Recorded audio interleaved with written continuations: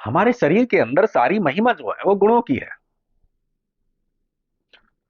तो किसी का सवाल है कि मतलब आत्मा राम भगवान विष्णु महाविष्णु इनसे ऊपर कैसे हो सकती है।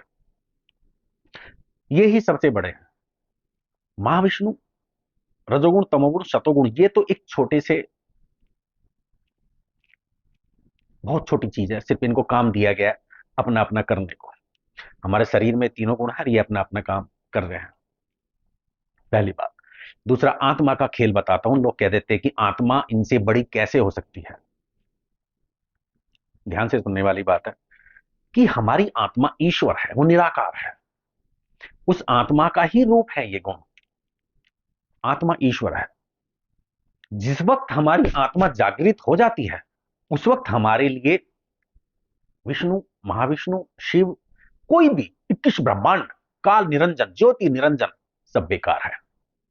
जिस वक्त आत्मा जागृत हो जाती है तो हमारी आत्मा के आगे ये सब बेकार है। आपका बराबरी का रिश्ता हो जाता है। और जैसे ही आप ईश्वर की तरफ चलने लगते हैं और आत्मा का परमात्मा से मिलन जब हो जाता है, मैंने परमात्मा कहा है, मैंने ये देवता नहीं कहे, ना विष्णु कहे ना शिव कहे ना कोई कहे, ध्यान रखना इस बात का। मैं आपके सवाल का जवाब दे रहा हूं कि ये 21 ब्रह्मांड आत्मा के सामने कुछ भी नहीं है। और जिस वक्त आत्मा का परमात्मा से मिलन हो जाता है, परमात्मा कौन?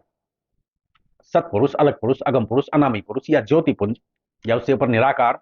तो आत्मा का परमात्मा से मिलन हो जाने पर ये पूरे 21 ब्रह्मांड ज्योति निरंजन के सारे जितने भी अवतार हैं या योग माया दुर्गा अष्ट अष्टांगी जितने भी उसके अवतार हैं, ये आपके इस आत्मा के सामने सब हाथ जोड़ के खड़े होते हैं। कोई कुछ नहीं कर सकता। ये सुई की नोक के बराबर भी नहीं है आपकी आत्मा के आगे। आत्मा को जागृत करने की जरूरत है। यदि अपनी आत्मा का बल देखना है, अपनी आत्मा की ताकत देखनी है, तो आप अपनी आत्मा को जागृत करो और इस त्रिनेत्र को खोलो, आपको सब कुछ पता लग जाएगा।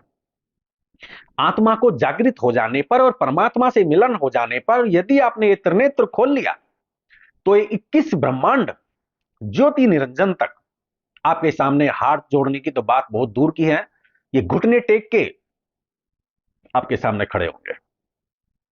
मैं किसी की अवहेलना नहीं कर रहा, मैं भी सबको मानता हूं, लेकिन मैं आत्मा की ताकत बता रहा हूं। जो मैंने अपनी आंखों से देखा है वो तुम भी देखो।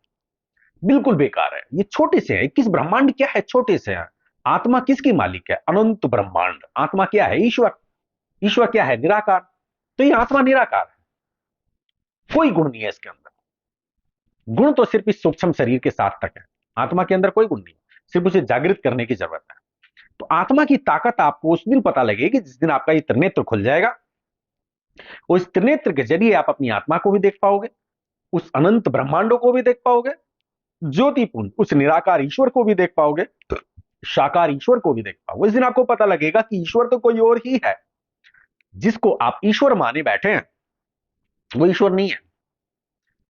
बात वहीं आके अटक जाती है कि किसी ने भी ईश्वर का रास्ता आगे का दिखाया ही नहीं है। और थोड़ा बहुत कबीर दास जी, सॉरी, सतगुरु कबीर हमें दिखा के गए हैं तो उन पे लोग कमेंट करते हैं, कमेंट भी करते हैं, उन्हें गालियां भी देते हैं, उन्हें अच्छा बुरा भी कहते हैं। क्यों देते हैं? उसका भी रीजन है, क्योंकि देने वाले उस किताबी ज्ञान से आगे निकलना ही नहीं चाहते।